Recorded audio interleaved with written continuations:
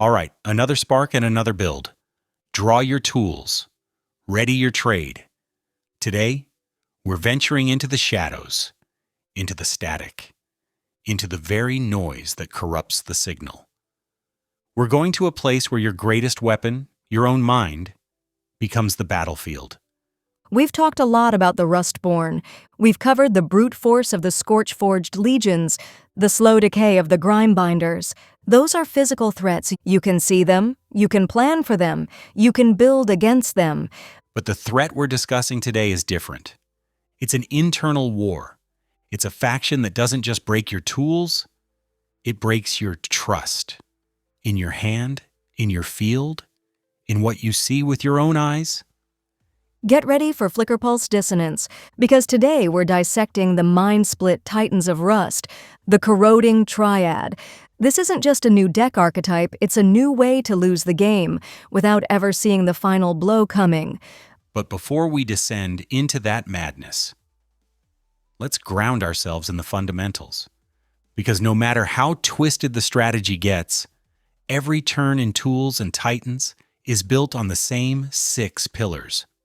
For anyone new to the game, or for veterans who love the rhythm of the turn, this is the foundation. So, how do you play Tools and Titans? Easy. Draw your cards, charge your energy, build your field, act with your powers, clash with your Titans, end your turn. 6 steps. 1 epic battle. Hold on to that structure. You're going to need it. All right, let's get to the heart of today's topic. We are exploring one of the most sinister and sensory disruptive Rustborn factions in the game, the Corroding Triad. This is a trio that doesn't decay matter or structures. Instead, they unravel how the world is perceived and interpreted. They are twisted reflections of the purified Echo Titans, Pyridin, Magnelor, and Synaptir. But where the echoes purify and clarify, the Triad creates noise. They are haunting manifestations of corrupted sound, distorted sight, and fractured thought. So let's start with the big question. Who exactly are the Corroding Triad? They are the sensory assassins of the Rustborn Legion. In the lore, they don't lead armies. They are deployed like a virus, sent ahead of the main force to soften a target, to turn a fortress of logic into a house of mirrors. The Triad includes Ashvicar, the anti-form of Pyridin. Where Pyridin's flame was a beacon of truth, Ashvicar's is a false light, burning images into your retina that aren't there. Its essence is sensory burn. Then there's Corrivane, a distorted mirror of Magnelor. Magnelor pulled things into alignment. Corrivane thrives on disorientation. It manipulates visual and magnetic perception, bending light so you can't tell friend from foe. And finally, Murmurflux, the fallen echo of Synaptir. Synaptir was a master of communication and psychic links. Murmurflux specializes in whispers, glitch thought, and corrupted signal memory. It's the voice in your ear telling you to make the wrong move. So these titans weaponize perception itself. Hallucinations, sound traps, memory bleed. It sounds less like a physical attack and more like a psychological one. They don't conquer you, they unravel you from the inside out. Exactly. And that leads to what they represent thematically. They represent the corruption of awareness, of the trust you have in your own senses. This is a whole new subgenre of entropy in the game. You're not just burning tools or shattering zones, you're unmaking perception itself. It's the final stage of control denial. It's not about stopping you from acting, but making you act incorrectly. Think about it. Your opponent plays a card. You read it. You understand it. But what if you can't trust what you're reading? That's the fear they introduce. So when and how did they even come to be? This wasn't a standard Rustborn creation. Not at all. The Corroding Triad arose during a catastrophic event called the Subliminal Collapse. This happened in a region known as the Echoverse Canyons, a place where the purified echoes were attempting to cleanse a massive scorch infection. They used powerful, synchronized sensory pulses, waves of light and sound, to try and restore the land. But the scorch was too deep. It twisted their efforts. The cleansing waves backfired, folding in on themselves. This created the dissonant core, a non-physical anomaly, a wound in reality that screams with silent noise and blinding darkness. It's a permanent environmental hazard on some of the newer digital maps. And from that core, these three titans didn't emerge. They coalesced, like ghosts formed from ambient sensory trauma. Their emergence marked the beginning of perceptual warfare in the weave. This is why they don't have lairs so much as hunting grounds. They inhabit invisible zones, fields where reality is blurred, echoed, or completely reimagined. Ashvicar is found in the Cindersong Maw. The lore describes it as a scorched choir crypt where the very air hums with false notes. Playing a card with an audio cue, there might trigger the wrong effect entirely. Corrivane haunts the refraction gate, a prism field where light never reflects the same way twice. In-game, this translates to maps where targeting assistance is disabled, or where ranged attacks can randomly switch targets. And Murmurflux. It lurks in the Hollow Chime Vault, a subsonic chamber filled with echo whispers and neural decay. This is a place of memory-based traps. Cards played here might get a decay counter, and if they're not used quickly, their text and stats begin to change. These aren't battlefields. They're psychic echo fields. So, why do they matter for the game itself? For the meta? Why should players care? They matter for several huge reasons. First, they introduce sensory disruption cards, an entirely new Rustborn subtype. These are cards focused on illusion, sound decay, and memory manipulation. This isn't about destroying a card in hand. It's about changing it without your opponent knowing. And for gameplay, they're a nightmare for meta decks. They provide powerful counter archetypes to titans who rely on passive effects, memory-driven loops, or mirror tasks. Decks like the Tool Touched, and especially the Purified Echoes, are going to have a hard time. A very hard time, because the Triad symbolizes the final erosion of identity, the point where what you see, what you hear, or what you remember can no longer be trusted. They don't change the field. They make you doubt it ever existed the way you saw it. Okay, so let's get into the mechanics. The nuts and bolts. That's the core of it all. How do they actually operate in a match? Their core systems are devious. Let's start with illusion casts. These are cards that appear to do one thing but have hidden reversed triggers. A key example is a card called Benevolent Gift. It reads, grant one of your titans plus 2 armor until your next turn. Simple, right? Seems straightforward. A basic defensive buff. But it has a hidden condition. If the opponent has 3 or more tools in their discard pile, the card's true effect triggers. It instead gives the target Titan -2 power and makes them unable to block. It's bait. You think you're strengthening your front line, but you're actually opening a hole for a lethal attack. Pure deception. What else is in their toolkit? Next are sensory fade tokens. These are counters placed on enemy cards, in hand, on the field, anywhere.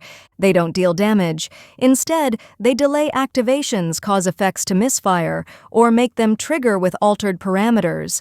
A great example is the token from Static Haze. It's a lag token. Lag? What does it do? If you place a lag token on a tool card on the field, its act ability can't be used this turn. It triggers at the start of your next turn instead. This throws off an entire combo. The structure you needed to protect your Titan now arrives one step too late. It's sabotage of your opponent's timing and rhythm. That's brutal. And I see they have something called Echo Corruption and Dissonant Feedback. Echo Corruption sounds like it's aimed squarely at their purified echo counterparts. It is. It specifically warps any delayed cast or echo effect cards. The purified echoes love to set up effects that trigger a turn or two later. A Murmurflux card like Corrupted Playback can hijack that. It lets you take control of an opponent's delayed effect and make it your own, or worse, turn a beneficial effect into a harmful one. And dissonant feedback? It punishes predictability. It's a mechanic that triggers when an opponent repeats an action or casts the same type of card twice in a row. A structure called the Cacophony Spire has dissonant feedback. If your opponent plays 2 flux cards in the same turn, the Spire deals 3 damage directly to their Titan. It forces your opponent to constantly second-guess their own strategy and vary their plays. And the last one, Neuroloop Decay. This sounds like the most complex, and it triggers based on what the opponent saw or heard in the previous turn. That's a memory game. Exactly. It weaponizes the player's own memory against them. There's a card called Deja Vu Trap. It's a face-down card. Its text reads, "If your opponent attacks the same target they attacked last turn, cancel the attack and return the attacker to their hand." They are punished for making the most logical, repeated move. All these mechanics work together to create a state of constant, gnawing uncertainty. Every Titan turn, draw, charge, building act, clash, end, 6 steps. But with the Corroding Triad on the field, each of those steps is filled with doubt, infinite ways to forge your victory, or to have your own mind forge your defeat. Now, playing with or against these Titans requires a totally different mindset. Let's break down their individual playstyles. Let's start with Ashvicar. Right, the inverted form of Pyridin. Its essence is sensory burn. Its gameplay is about flame illusion, echo dissonance, and false healing. Ashvicar's signature card is Solar Flare Mirage. It's an expensive card but devastating.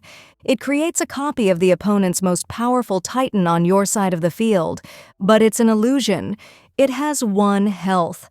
However, when it's destroyed, it explodes, dealing damage equal to its printed power to all adjacent Titans, including your opponents. So you use their own strength as a bomb against them. Okay, what about Corrivane, the master of refractive disorientation? Corrivane is all about visual traps and redirection. Its signature card is the Labyrinth of Prisms. This is a structure that stays on the field. While it's active, whenever your opponent declares an attack, you secretly choose one of 3 outcomes. The attack goes through, the attack is redirected to another legal target of your choice, or the attack is reflected back at the attacker. Your opponent has to gamble every single time they clash. That's pure chaos. And finally, Murmurflux. Glitched Thought Decay. Murmurflux is sabotage, signal overload, voice bait traps. Its signature card is Whispers of Treason. You choose a card in the opponent's hand, they don't reveal it. You place a treason counter on it. As long as that card is in their hand, all of their other cards cost 1 more energy to play. They are forced to either play the treasonous card, even if it's a bad time for it, or suffer an economic slowdown for the rest of the game. Let's move on to the overall strategy. The strengths are clear: layered disruption, memory sabotage. But let's really dig into the weaknesses. They have significant weaknesses. They have very low stats. These Titans rarely have cards with high raw power. They rely entirely on tricks. If you can weather the storm of their tricks for a few turns, you can often overpower them with simple math. Their board presence is fragile. Illusion cards are powerful, but they can be cleansed or exposed. Titans like Ocular, the Surveyor, or decks that run a lot of reveal mechanics are a hard counter. A single True Sight tool can wipe out half of a Corroding Triad player's field presence. They're also absolutely not beginner-friendly. This is a highly cerebral, psychological playstyle. You have to anticipate your opponent's moves perfectly. One wrong prediction and your entire house of cards comes crashing down. And that leads to overcomplication risk. The whole strategy can backfire if your opponent simply doesn't take the bait. Or worse, if they play an aggressive, mindless aggro deck that just keeps attacking, not caring about the subtle penalties, They can often win before the Triad's best tricks come online. And this all ties back into their narrative function. In the lore, they appear in arcs like Trial of the Shattered Sense or The Whispers under Rustvale.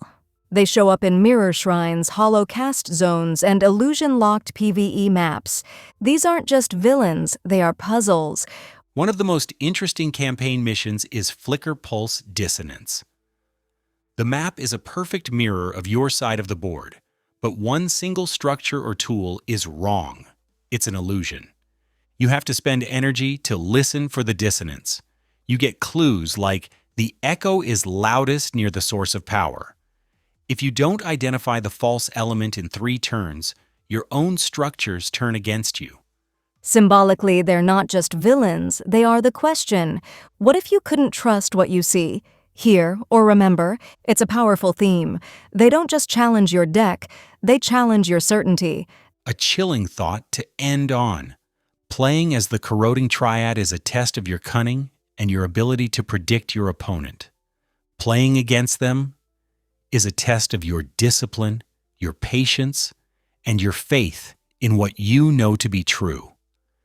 They represent the ultimate form of warfare in Tools and Titans, where the true battlefield is the space between your own thoughts. A reminder that in this game, the sharpest tool is your own mind, but even that can be turned against you. In every match of Tools and Titans, no matter how strange it gets, your tradecraft unfolds in 6 simple moves: draw, charge, building, act, clash, end. Simplicity for the novice. Mastery for the Titan.